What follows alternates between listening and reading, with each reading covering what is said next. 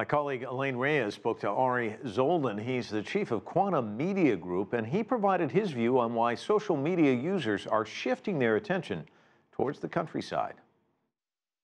People, I think, quite frankly, are tired of the Kardashians. So what you're looking at here is somewhat of a paradigm shift where people are looking for unique, real, and genuine content, and these influencers are delivering that.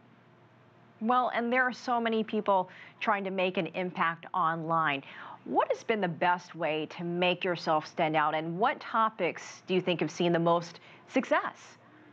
Sure. I think as real and as honest as you could be, and when your personality comes out, couple that with the truth, you find yourself in a very, very unique and also vulnerable position, and people like that. People are starting to gravitate towards non-scripted reality. So they're interested in reality, but they're interested in something that's very, very genuine. So obviously, things that people don't ordinarily see, like people in rural China that are working very hard, are trying to also make it up that ladder. That's a real story, and it really resonates with a lot of people.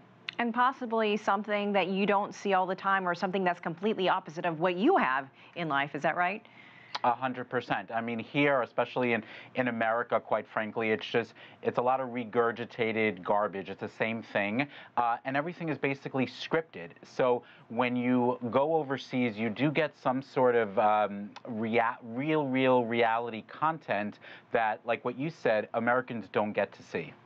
Now, some people think that anybody can be an internet celebrity. At this point, you don't really have to have any formal training or education.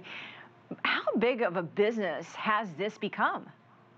Well, what we call them is the makers and the creators and the innovators. So the business itself is huge, because what's happening is that corporate America, or corporate China, if you will, are starting to follow these influencers because they've got the eyeballs.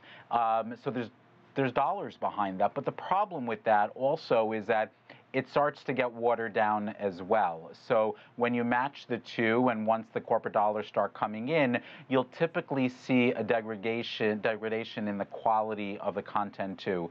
So if you're out there and you're genuine and you're real, and you do position yourself as somewhat vulnerable, it seems to be the secret sauce of success there. What do you think we can expect from China's next generation, and when it comes to their demands and their desires, and how have they changed the rules for the consumer market? Sure. Well, they're moving the needle. I mean, they're walking around 24/7 with the most powerful piece of technology that's ever been created, and that's the mobile phone. And I think what's interesting, if you think about the iPhone, right? The I is all about, I, very American-centric. And if you think about WeChat, it's more collaborative. And I think that where the Chinese market is going is, well, I hope they're not going towards the I, and they're going to continue to focus towards the we and the WeChat platforms of the world. But I think that there's opportunities for the younger generation to be able to really continue to become more expressive and more open and more vulnerable. So you're only going to see that trend, especially with the continuing emergence of social media. They currently have a billion people right now on social media, and that's only going to continue to grow.